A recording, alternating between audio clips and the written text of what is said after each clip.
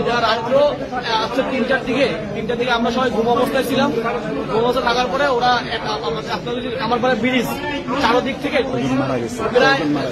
প্রায় 20 থেকে 30,000 লোক আপনার ক্রিয়া সহ আপনার রামদা চাপাতি দাও সহ ওরা আসছে এবং আমাদের প্রায় 100 থেকে 150 লাশ এখানে আছে। এখন ওরা গুম করার জন্য চেষ্টা করতেছে। কত লাশ? 100 থেকে 150।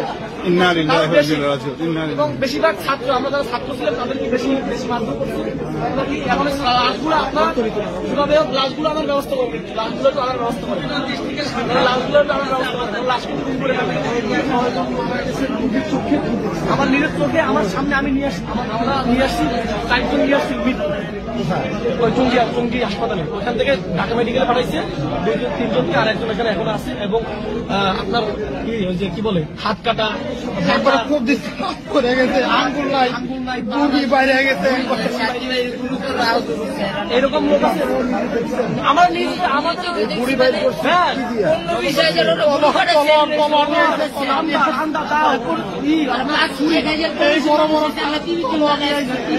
এই বড় বড়